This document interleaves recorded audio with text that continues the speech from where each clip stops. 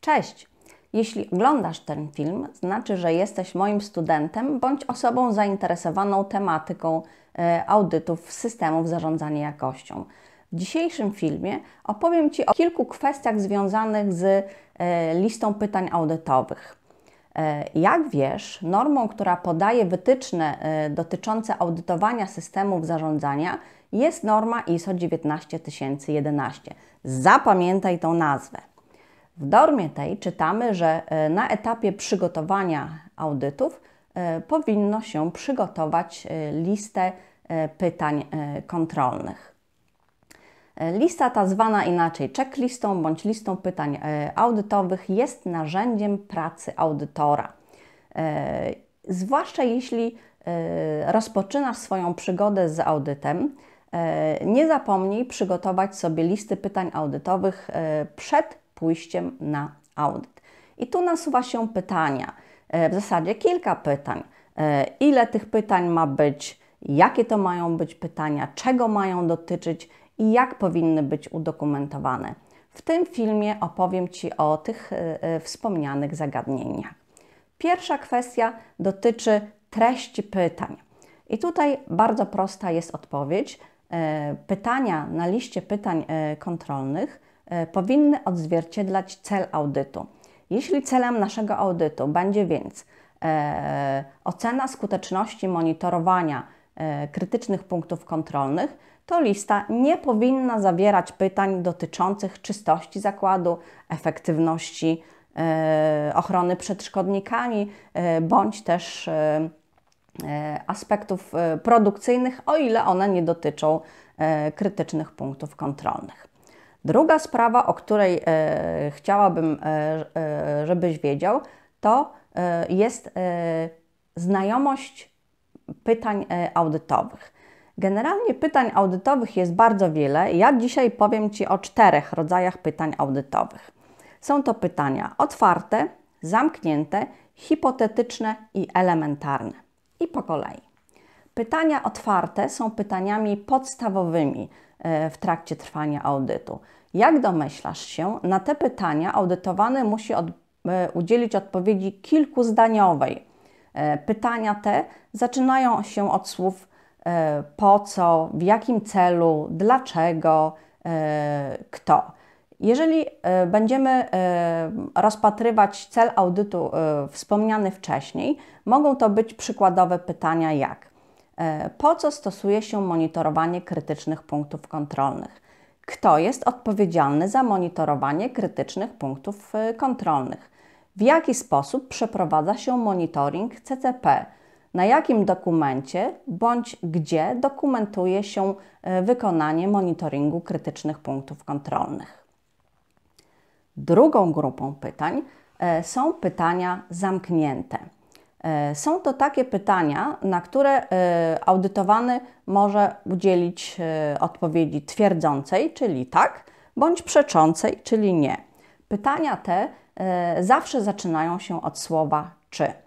I kontynuując wcześniej podany cel audytu, możemy podać jako przykłady następujące pytania. Czy opracowano procedurę monitorowania krytycznych punktów kontrolnych? Czy pracownicy odpowiedzialni za monitorowanie CCP zostali przeszkoleni w tym zakresie? I tak dalej. Trzecią grupą pytań są pytania elementarne. I tu Cię zaskoczę. Są to pytania, których audytor nie artykułuje, nie wymawia, natomiast zawsze musi udzielić sam sobie odpowiedzi na te pytanie. Przykładowo, wchodząc na halę produkcyjną, nie muszę pytać, czy pracownicy stosują odzież ochronną, dlatego że po obserwacji jest oczywiste, czy stosują, czy też nie. Albo inny przykład. W trakcie przeglądu dokumentacji audytor stwierdza, czy opracowano procedurę działań korygujących danego krytycznego punktu kontrolnego. Nie trzeba o to pytać, bo z przeglądu dokumentacji będzie wynikała odpowiedź na to pytanie. Czwartą kategorią pytań audytowych są pytania hipotetyczne. Są to świetne pytania do sprawdzenia znajomości postępowania pracowników w sytuacjach tak zwanych kryzysowych. Na przykład, co by Pani zrobił, gdyby temperatura w chłodni wzrosła o 7 stopni Celsjusza? I jak domyślasz się, audytor oczekuje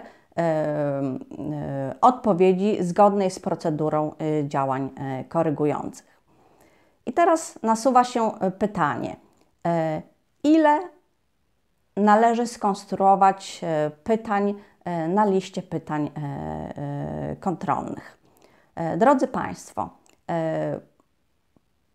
jest trudno udzielić jednoznacznej odpowiedzi, ale na pewno nie może to być 1, 2, 3, 4 czy 5 pytań. Czasem listy pytań audytowych zawierają 100, 150, a czasem tylko 50 różnych pytań. Zależy to od specyfiki zakładu, od czasu trwania audytu i od celu audytu. Każdorazowo należy dostosować listę kontrolną do wspomnianych wcześniej zagadnień. Ostatnią kwestią, którą chciałabym poruszyć przy omawianiu tej tematyki, jest sposób dokumentowania, sposób zbudowania list kontrolnych. I tutaj pewnie, jak domyślasz się, listy kontrolne przedstawione są zazwyczaj w formie różnych tabel.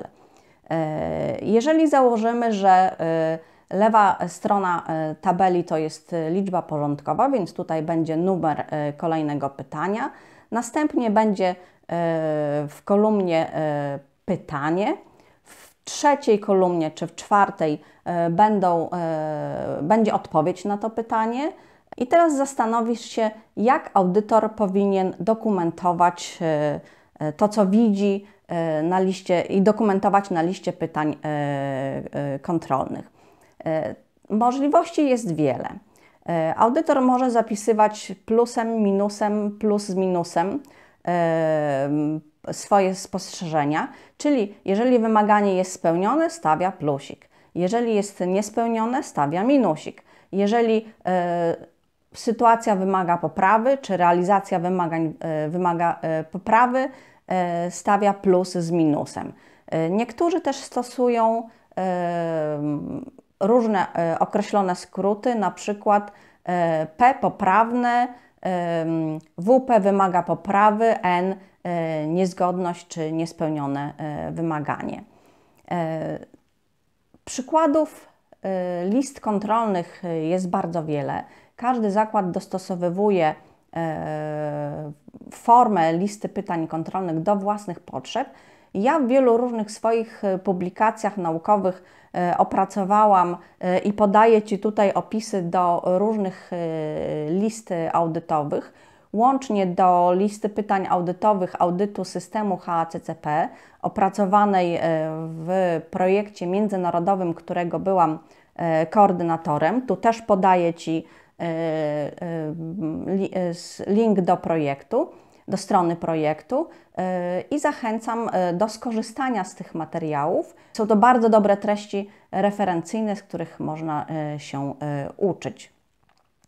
Wiadomym jest, że w zależności od celu audytu i specyfiki danego zakładu listy będą się różniły. Inne listy będą dla piekarni pod określony cel audytu, a inne listy będą dla ubojni nawet pod ten sam